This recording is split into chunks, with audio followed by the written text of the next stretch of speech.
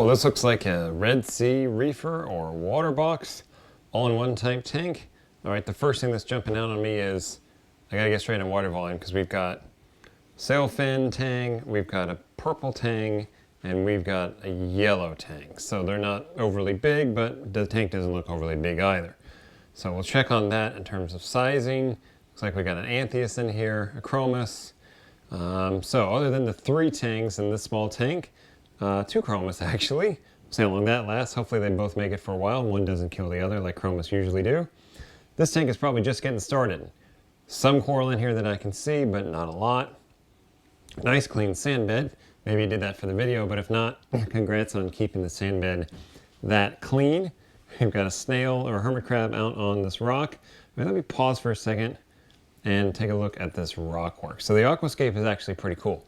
We've got 2 bummies on either side, tall pieces, and then a flat piece down in the center. One of these looks like it's kind of held up by itself up in the corner with some neat aquascape down there. I wonder if it's on some kind of acrylic pillar or anything. Makes for a neat design. I'd love to see some acros on that thing over time, you know, branching out, tabling out off of that thing. You've got a nice place, kind of pillar over there. You can put some LPS that are a little bit off of the light. Speaking of lights, this looks like it's got 2 Red Sea lights on it, the Red Sea LED lights, and we've got an auto feeder over here. All right, one thing that's jumping out at me about this auto feeder is I like that he has a feeding ring. The thing about using auto feeders with these pellets is if you just dump them in the tank, they're probably going to get swept away before they get waterlogged and they sink. Now, some fish may go up to them and eat them, but it's likely that most of them won't, especially in this case where they're very close to the overflow. It's a small tank, you can't really get around that. So I like that it dumps into a ring. That way they get held there till they get waterlogged and they sink. Now some of the fish may come up and eat them out of the ring. That's all right, but the point is they're held in place. So good call, good job on that. We've got 2 gyres on this tank, pushing front to back. We'll take a look at the side of the tank, and I wanted to make a comment about that. No lid on the tank, no net top. That may just be for the shooting. If he doesn't have one, I would put one on. Your Chromis, your tangs aren't prone to jumping. Anthias may, but in time you're going to want to get some wrasses in there probably. That would be a nice addition to this tank, by the way. And you're going to want to put some kind of screen top or a lid on this tank. Okay, we're looking at the side of the tank. What did I say I wanted to say about these gyres? I would like to see these gyres on the side. Now, where it is now, it's pushing from back to front. And it looks like he's probably got the barrels turned up, so it's kind of pushing up and over that rock, which is okay, but I really want to throw water down the length of this tank. So I'd move that gyre towards the front. Now in his case, if you just put it straight on the side, then it's going to be blasting that rock, which you don't want. So here's one advantage of the gyres. You can move it to the front and then rotate it 90 degrees so it's shooting a wall of water down the front of the tank. And I would put one on either side, and then if these are the Red Sea gyres, you can easily synchronize them in the Respeed app to make them anti-sync to one another, create a varying flow pattern. So I'd move them off the back. All right. These tangs look happy in here, so someone could argue that they don't seem stressed. There's some argument to that. Overall, I like to see tangs in bigger tanks. You'd be surprised how the behavior of a tang changes when you go from a 4-foot to a 6-foot, especially then up to an 8-foot tank. So, one change I would make, let's go have a look at this filtration. The first thing that's jumping out at me about that is everything looks nice and clean. Maybe you clean this up for the video, but if this is how it looks on a day-to-day basis, like there's no salt creep, there's no water splashes anywhere. I don't even see any real detritus in this thing. Good job on keeping a clean setup. Now, first thing that jumps out at me is this media, ceramic media in this filter sock cup. The thing about this is water isn't going to naturally go through that cup. It's going to hit that and roll right around it. Even if it's got perforated slits or holes in it, nothing's going to force that water through that media. So is it hurting anything? No. Are you getting some kind of biological boost by having it? Not really either. If you really wanted to use this, you could shoot a pump right at it or put it down in the filter socks, but overall, the amount of denitrification that's going on and those ceramic media sitting in a cup with no water going through it, not very much. Now the skimmer is clearly working well. Check out this Nios. It's clearly dirty. It's doing a good job. It's good to see that that thing's got some dark skimmate on there. I can't imagine what that smells like. We have a turf scrubber over here. And then we have, looks like a Reef Octopus return pump.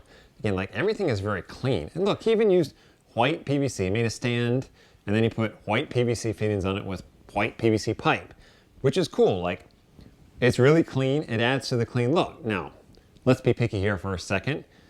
This one pipe with the writing on it, I would rotate that away so that you can't see it from the front.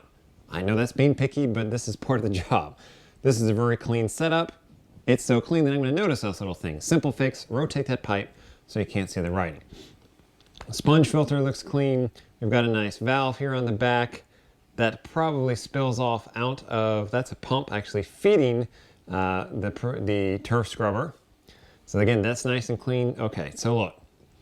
Again, I'm being picky here because this guy's done a very nice job with the setup and he's keeping everything clean. I would put some kind of hose clamps or alligator clips on that valve for that soft plumbing. Yes, look, it's braided soft plumbing tubing. That stuff's usually hard to get on, but look, just be safe.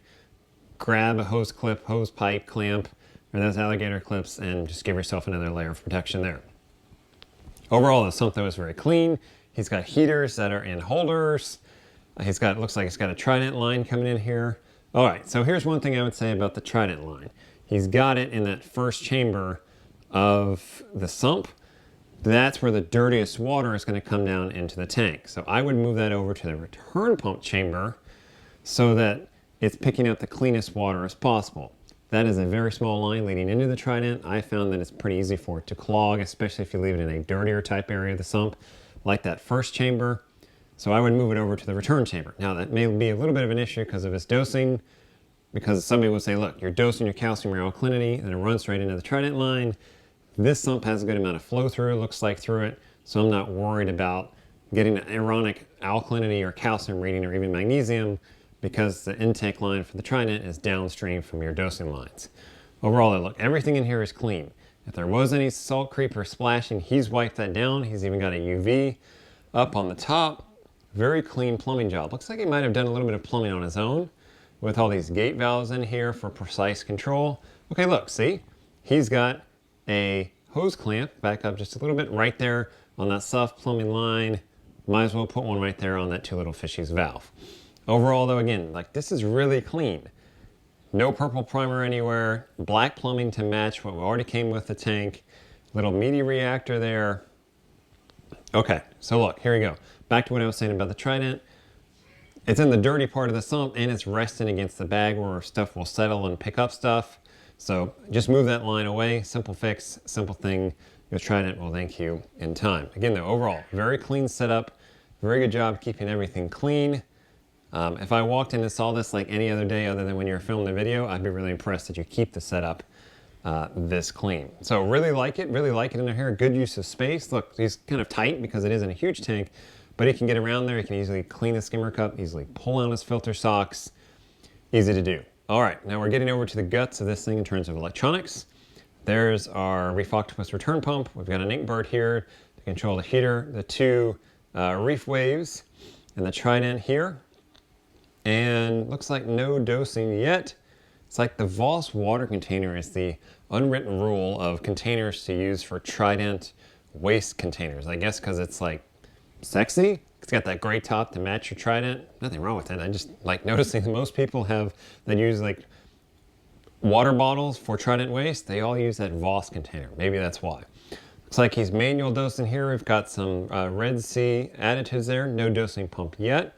The tank really doesn't have any corals in it at the moment, so I'm not too concerned about him manually dosing. In time, he may add a dosing pump, especially as he adds in those corals and the tank needs more. So he's got redundancy, which I like with the Inkbird, probably plugged into the apex. That way, if one craps out, then the other can take over. Nice backup there. It looks like you've got your reef waves on opposing schedules, like a gyre. So good use on that of using the automation. Tons of ATO.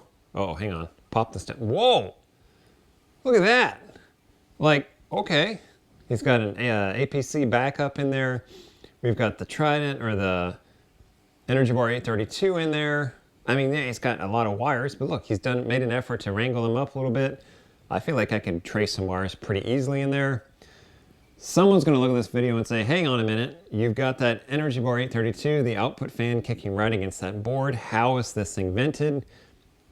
He's got some air out at the top. So look, we can be picky here and say, you should drill a little hole on that control panel right in front of the fan on the energy bar 832. That way the hot air that's kicked out of the energy bar gets pushed straight out of the stand. Now on one level, it's gonna hit that panel and probably go up, which is good. But again, I'm being picky because this guy's put a lot of thought into this setup. It's a very clean setup. So why not go that extra mile and really make sure you're gonna give that energy bar 832 the most life you can by exporting out that air. But again, Trident's here. Things are wrangled. Everything is super clean. This is a great way to show a great use of small space. Personally, I would pick one of those, pick two of those tanks, leave the purple, leave the hippo, get the yellow, the Desjardins, or the hippo, pick one of them, move the others out to be in a bigger tank. But overall, a lot of dedication on this build, a lot of potential. I'll be curious to see what he does with corals on the thing and how it grows in.